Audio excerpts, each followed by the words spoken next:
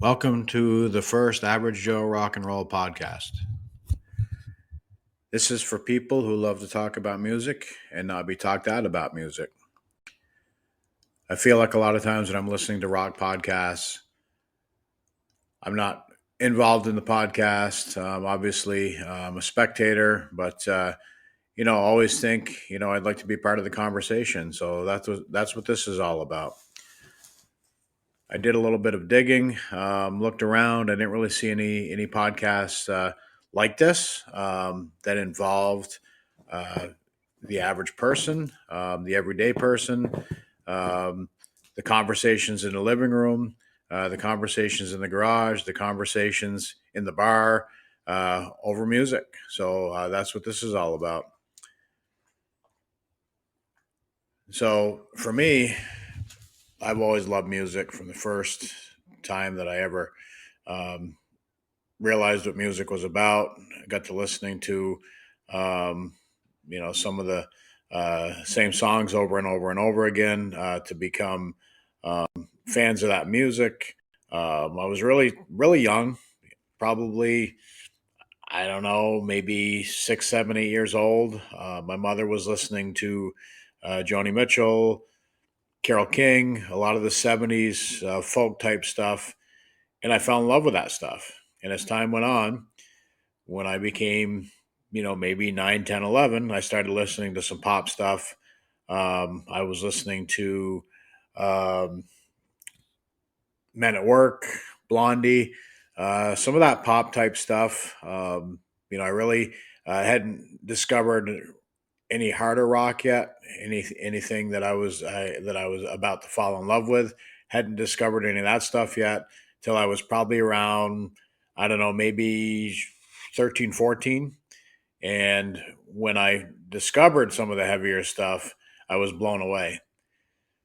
The first memory that I have is I went to my cousin's friend's house to lift some weights in his basement, and he had Judas Priest Defenders of the Faith on vinyl LP. He dropped that needle on side two, and as soon as I heard the gong of Love Bites and then heard that song, I was hooked. Then I believe it was the same day we hopped in my cousin's car and he had a cassette of Motley Crue Shout at the Devil. Now, if you've ever seen the cover of that, it's four guys in drag, big hair, makeup. So I picked up that cassette and I said, "Hey, who are these chicks?" When he got done laughing at me, he's like, "Those aren't chicks, those are dudes." He put it in his tape deck. I heard from the beginning and then Shout at the Devil, and I was blown away. So from that moment on, I got way into the harder rock, metal, AOR stuff. I took a trip to Pennsylvania, 8, 10 hours, and my friend had Rat Out of the Cellar, brand new. Listened to that nonstop for 20 hours, 10 hours to PA and 10 hours back. I was absolutely hooked at that point. And along with being hooked on this music, because I was such a fan, I wanted to learn everything that I could about this music. What that meant, who was in the band, you know, what other bands were they in, and stuff like that. And as time went on, a lot of bands, with the whole supergroup thing, a lot of members of bands have gone into other bands, done special projects, and I love that stuff. And I know that it's gotten diluted over the years, but um, to me, it's like watching All Star baseball every day. So if you got the best players and they're getting together, you're gonna have the best music. Love that stuff. So for me, the whole uh, music thing, the whole rock thing, the whole hard rock thing, all those guys know each other on some level for the most part.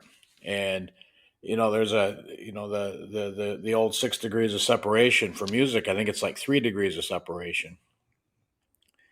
So that stuff to me is like very fascinating. And I try to learn, to this day, what I can about who's doing what, and um, incorporate that into conversations that I have with friends and family about music. So, all being said, all that ramble brings me to why I want to do this. I want to do this because I think that if I can talk to people, whether it's family members, friends, friends of friends, whatever, and get the conversation going as if we were in the living room, you can be the person who is walking in the room when somebody's talking about the sporting event or the music or whatever it is, and you've got kind of the crooked ear, and you're you can't wait to join the conversation. Well, again, that's what this is about. So what I want to do is I want to first and foremost be completely transparent with the fact that um, I only have so many friends and family, so uh, that's how I plan on starting this thing. And once I've got some people that are willing to do this with me and just talk on a podcast about music, about what inspires them, about what they love, and so on and so forth, also ask them offline for the possibility of a name, contact number of somebody that they think there's a family member of theirs that they think might be interested in talking with me about what they love. And, then having a conversation with that person beforehand and saying, hey, do you have somebody that you think may want to jump on and talk about whatever, and on like that. So, all that being said, that's how I'm hoping to grow an audience, grow numbers. With everybody that is willing to come on, hopefully they'd be willing to subscribe and possibly talk to friends about it.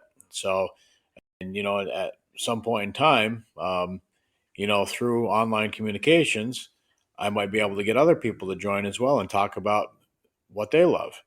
Now, with the fact that this is a living room and I'm doing air quotations, a living room talk, this isn't about fact checking.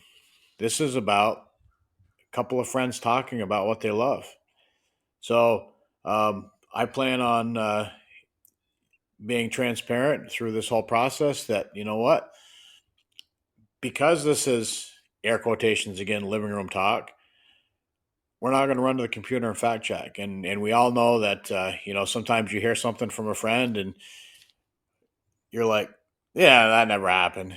And that never happened. But you know what? You still shoot the shit and have the conversation anyway. That's really what I want to do here. So, you know, I think that there's a lot in common that people have with their feelings about how, certain song brings them back to a certain place, or, you know, I remember getting the Rat Invasion of Your Privacy cassette and opening it up and having that plastic smell hit me in the face. And to this day, when I hear the first song on that album, You're in Love, I can smell that. These are things that, when the Eddie Trunks of the world interview the famous people, again, air quotes, they're not talking about that stuff. They're not talking about how, a certain smell brings them back to a certain song, or they're not talking about, how, dropping a needle on Love Bites made them feel. They're talking about, tours and, you know, relationships and bands. And, I don't want to talk about that stuff. I want to talk about the stuff that inspires, the stuff that excites, the stuff that ignites, and all that stuff. So, this is obviously the first podcast, hopefully in a line of many. I plan on getting this out. In the meantime, I'm going to try to get my first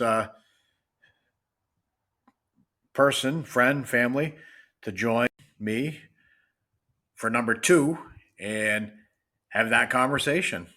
Talk about, you know, what excites them, and we'll talk about it together. And it's a air quotes living room talk that hopefully other people want to have a bend ear and listen in on.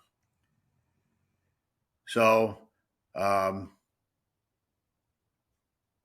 one thing that I plan on doing, just so that everybody knows, is I'm going to talk with this person ahead of time before we hop on the podcast, because I want it to be a two-way conversation. I want to be able to speak to whatever it is they want to talk about. So, there are certain subgenres of rock and roll that aren't my favorite.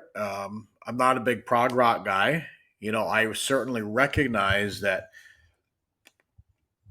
there are some tremendously great bands out there that are prog rock bands with some tremendous players and phenomenal songs and phenomenal arrangements and so on and so forth. But just that style for me just doesn't do it. So I can certainly recognize that genre or subgenre is phenomenal without being a fan of it. So if somebody said to me, they wanted to talk about, their love for Dream Theater, the only thing that I could talk out to them about would probably be the first album. It may be Change of Seasons, which was the cover album. They did a bunch of covers. They did Deep Purple, Elton John. Those are a couple that I can think of off the top of my head. Um, so if somebody wanted to talk about Dream Theater, I would probably have to spend a little bit of time doing a little bit of homework just to be able to talk a little bit with them about it without being completely flat-footed. So I will be doing some of that too. I suspect with certain friends and family members that when I talk to them, just because I already know them and I know what they like, that there's not going to be any surprises and there's not going to be a thing that they want to talk about that I won't be able to talk with them about as well.